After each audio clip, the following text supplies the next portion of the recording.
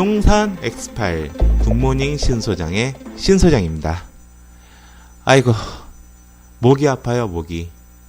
지금 방송은 지금 세 번째 방송 올라가고 있어요. 파리 대책에 대해서 세 번째 방송을 올라가고 있는데, 실질적으로는 지금 원 테이크로 쭉 녹음하고 있습니다.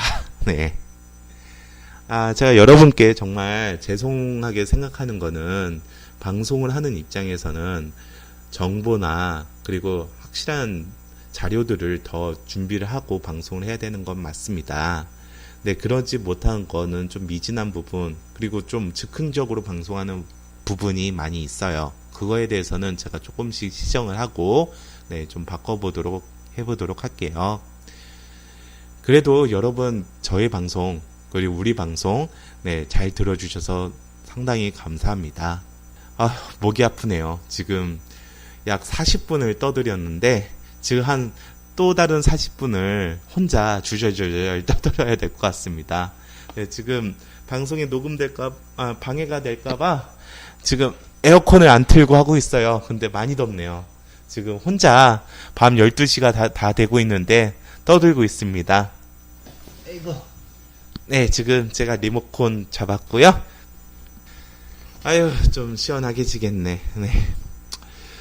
네, 오늘 세 번째 이야기로는 다주택자에 대해서 이야기를 드려보도록 하겠습니다. 그리고 문재인 정부가 이번에 다주택자에 대해서 어떻게 활용을 해야 되는지 이야기를 드려보도록 하겠습니다.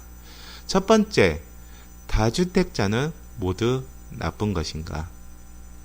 제가 방송을 저번 방송이죠. 요번에 송출이 될 방송 중에 하나가 좋은 투자, 나쁜 투자에 대해서 살펴보면 모 방송에서 다주택자에 대해서의 논쟁이 있었던 걸로 알고 있습니다. 다주택자 참 애매하죠. 지금 정부에서는 다주택자는 무조건 나쁜 것이다 라는 프레임을 접고 진행을 합니다.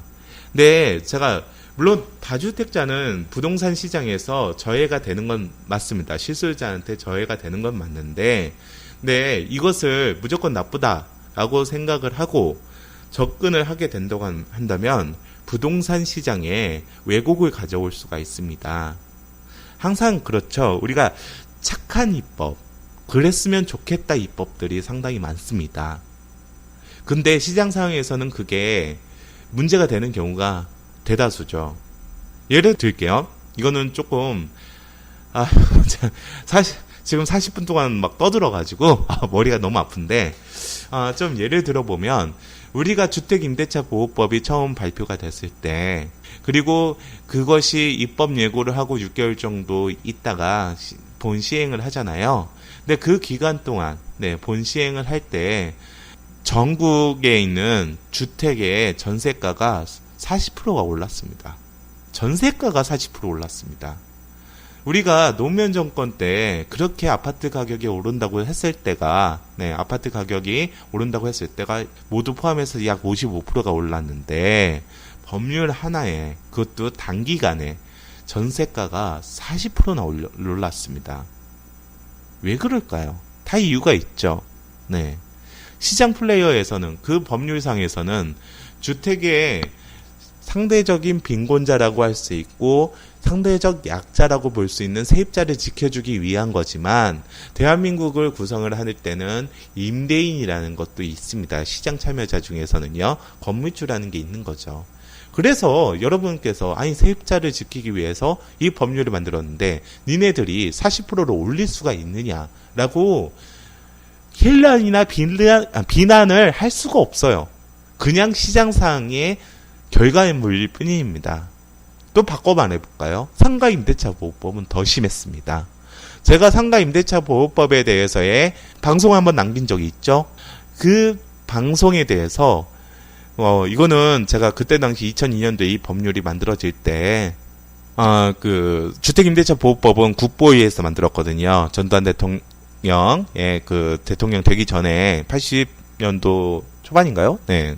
그때 국보의 시절 때 만든 거고, 그리고 이번에는 2002년도에 상가임대차 보호법 노무현 정권 때 만들어진 겁니다. 네, 이때 상가임대차 보호법이 법사위에 있었을 때 그때 여당 관계자가 한마디 했죠. 삼성도 지켜줄 거냐? 그 한마디 때문에 상가임대차 보호법의 적용 범위가 생긴 겁니다. 즉 월세를 높게 주는 사람한텐 그 사람 세입자도 부자이기 때문에 지켜줄 필요가 없다, 그런 얘기를 한 거죠. 그 적용 범위가 생기죠. 어떻게 되겠습니까? 시장상에서는 모든 지역에 월세가 폭등이 됐습니다. 엄청난 폭등이 됐습니다. 특히 상권이 좋았던 것은 2배 이상 다 폭등이 됐습니다. 그리고 그것 때문에 많은 세입자들이 자살도 하고요. 그리고 쫓겨나기도 하고요. 그랬습니다. 아니, 세입자를 지켜주기 위해서 법률을 만들었는데 세입자들이 자살을 하고 그리고 쫓겨나기도 했습니다. 그렇기 때문에 모든 법률적인 부분이나 아니면은 부동산 정책에 대해서는 시장 상황에 이념을 세우시면 안 됩니다. 그리고 프레임을 세우면 안 된다는 게 제 생각입니다. 그래서 이번에 김현미 국토부 장관이 말하는 다주택자들은 사회 악이다라는 것도 시장 상황이 어떻게 작용이 될지 아주 크게 시장의 실패를 불러올 수 있는 하나의 워딩이 될 수도 있다라는 생각을 저는 합니다. 다주택자는 모두 나쁜 것인가? 우리나라는 전세제도가 있죠. 전세제도는 하나의 처분권입니다. 그리고 물건이고요. 민법상에 규정이 되어 있는 물건이고요.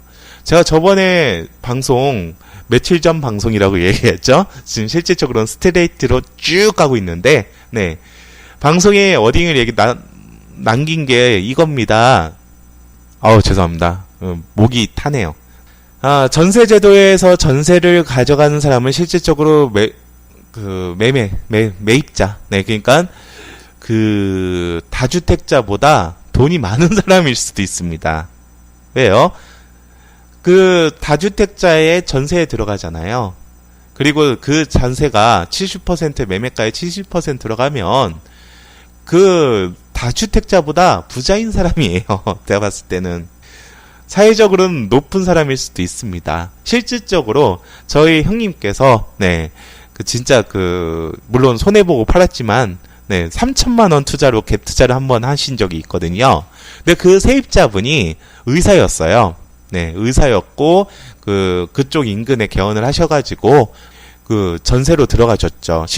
투자 금액은 3천만 원뿐이 안 됐습니다. 아파트가, 서울 지역에 있는 아파트가 엄청난 갭 투자였죠. 물론 손해를 보셨지만, 그러면 우리 형이 부자냐 아니면 그 의사님이 부자냐, 그런 부분들이 좀 있다는 거죠. 물론 전세자금 대출을 받고 들어온 사람은 약간 이야기가 달라지긴 하지만, 그런 전세입자 같은 경우에서는 매매나 전세는 하나의 옵션이지, 매매가가 너무 높아서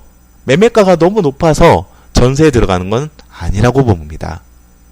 그러면은 다주택자를 접을 게 아니라 정책의 패러다임을 이 전세입자를 어떻게 매매 시장으로 돌려야 되냐. 자가 보유율 60%라고 하죠. 그 자가 보유율을 높이려면 이 전세입자들을 매매 시장으로 끌어들여야 됩니다. 근데 그게 문제가 뭐냐면, 끌어들이게 하려면 첫 번째, 부동산 가격이 올라야 됩니다. 두 번째, 향후 시장이 긍정적이어야 됩니다. 그렇기 때문에 내가 이러고 있으면 안 되겠구나. 관망세에서 매매세로 들어서야 됩니다. 그러면은 이번 정책의 규제와 조금 상충이 되죠. 그러니까 제가 말씀드리고 싶은 거는 정책의 패러다임을 조금 바꿔야 된다고 저는 봅니다. 전세입자들을 어떻게 매매 시장으로 끌어들일 수 있게 만드는지에 대해서 진행을 해야 될 것 같고요. 다주택자를 너무 잡는다. 다주택자는 우리가 제가 주택이 세 채가 있다고 치면, 세 채가 있다고 치면 뭐 오늘은 주택 A에서 자고 내일은 주택 B에서 자고 내일 모레는 주택 C에서 잔다가 아니잖아요. 세 주택 중에서 두 주택은 월세든 전세든 들어가겠죠. 갭투자라는 명목 하에. 그러면 이거는 임대주택에 대해서의 하나의 주택 공급자가 됩니다. 그렇죠? 그럼 쉽게 말씀드려서 우리가 너무 경직이 돼 있어요. 내 주택은 하나다. 그리고 실수요만 들어가야 된다. 라고만 생각하는 거. 물론 다주택자가 가격을 아파트 사재기하는 것도 맞을 수도 있습니다. 네, 맞을 수도 있고요. 시장의 저해자가 되는 경우가 맞는 경우일 수도 있습니다. 하지만 다주택자의 순기능을 너무 이야기하지 않는다. 그러면서 물론 이런 얘기는 했어요. 다주택자에 대해서 임대주택으로 등록을 시켜라. 네, 나머지 주택에 대해서. 네, 임대주택으로 등록을 시켰습니다. 그러면 기존 주택은 양도소득세에 대해서 다주택 그 중과세를 피할 수 있겠죠. 그럼 몇 년 동안 그 임대주택을, 등록된 임대주택은 5년 정도 못 팔죠. 그쵸? 그러면 이게 주택 공급자가 또 될 수가 없습니다. 임대주택의 공급자가 되는 거지. 나는 팔고 싶은데 못 파는 거예요.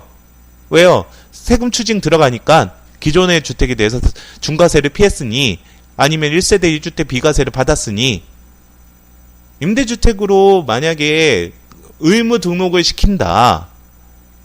그러면 주택 공급이 또 깨집니다. 이 사람들이 언제든지 천년 만년 그 2주택 3주택을 가지고 있진 않잖아요. 그죠?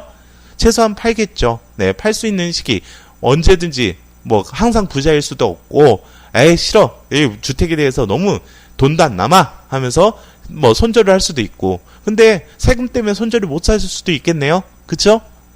그런 부분들도 한번 생각을 해봐야겠죠. 자, 두 번째는 준공공주택에 대해서, 주택 임대 사업자에 대해서 제가 말씀을 한번 드려보고 싶습니다. 지금 준공공 임대 사업자에 지금 완화를 많이 시켜줬죠. 근데 그 준공공 임대 사업을 일반대로 공공주택의 그 국가의 책무인 공공주택 공급의 그 하나의 대안으로 일반 민간 사업자가 준공공 임대주택 사업자로 진행을 할 수가 있거든요. 일반 임대사업자와 다릅니다. 이거는. 그러면 세제적인 혜택을 많이 줍니다. 그 다음에 그 대신 팔 수가 없죠. 왜 팔 수 없게 만드는지는 모르겠어요. 여하튼 팔 수 없게 만듭니다. 나중에 그 기간 내에 판다고 한다면 과태료 나옵니다. 그리고 내가 세액 공제를 받았던 거, 그 세액에서 혜택을 받았던 건 다 개헌해야 돼요. 그럼 또 이 사람들은 주택 공급자, 일반 매매 공급자는 될 수 없겠죠. 네. 근데 이것을 만약에 국가의 채무인 그 공공주택의 공급을 이 사람들한테 맡긴다고 하면 임대료에 대한 규제가 들어갈 겁니다. 그럼 시장상 크게 변화될 겁니다. 문제가 커지는 겁니다. 준공공 임대주택을 처음 법률적인 시행을 했을 때 주변 시세에서 저렴하게 해야 된다라는 게 있었습니다, 분명. 근데 그게 없어졌거든요. 주변 시세보다 저렴해야 된다. 임대주택이 준공공 임대주택 사업자로 해주겠다라고 해서. 근데 그 규정이 왜 사라졌나요? 다 이유가 있습니다. 시장 상황에서 안 통해서 그렇습니다. 근데 문재인 정부는 그걸 또 한다는 얘기거든요. 그거는 저는 아닌 것 같습니다. 또 세 번째, 이것뿐만 아니라 뉴스테이에 대해서 제가 방송을 한번 남겼는데 뉴스테이를 공공주택화 시킨다고 합니다. 그래서 그 차임에 대한 그 상승률을 제한을 시키고 아마 그 차임에 대해서의 구성 자체도 제한을 시킬 것 같습니다. 제가 쉽게 말씀드릴게요. 그럼 누가 뉴스테이를 합니까? 자, 이렇습니다. 지금 문재인 정부에서 문제가 되는 것은 공공주택에 대해서, 공공임대주택에 대해서 이 민간 참여자를 유치를 하기 위해서 좀 많은 준비를 하는데, 근데 공공성을 너무 강화를 시킨다 이거죠. 이 사람들한테 당근을 줘야 되는데, 그렇기 때문에 거기에 따른 공공임대주택에 대해서의 예를 들면 산정은 몇만 호에 대해서 나는 민간 사업자를 끌어들이겠다 이런 방식은 허수가 될 수가 있기 때문에 문제가 되는 겁니다. 네, 문제가 될 겁니다. 그리고 마지막으로 다주택자들보다 제가 보기에는 나쁜 자들은 분양권 전매 하시는 분들, 네, 그런 분들은 실질적으로 명확하거든요. 분양권 전매는 저는 필요악이라고 보여지긴 하는데, 초기 아파트가 뜰 때, 아파트 신규 분양 시장이 뜰 때, 분양권의 초기 피는 저 같은 자, 그러니까 부동산 떡방들이 네, 올려놓습니다. 전주들 데리고 가고요. 그리고 그 참여자들이 있어요. 그래서 서로 간에 주고받아요. 네, 주고받으면서 마지막에 그 실소유자나 아니면은 그 시집을 보내죠. 네, 일반 사람들한테. 그래서 그 사람들은 자기네들끼리 왔다 갔다 하면서 올려놓은 피가 나중에 그 시집을 보낼 때 실제적으로 그것을, 그 폭탄을 받아갈 수가 있느냐에 대해만 관심이 있는 자들입니다. 저는 그런 그 자들은 시장 교란자라고 저는 얘기를 해보고 싶어요. 자, 오늘은 여기까지 말씀드려보도록 하겠습니다.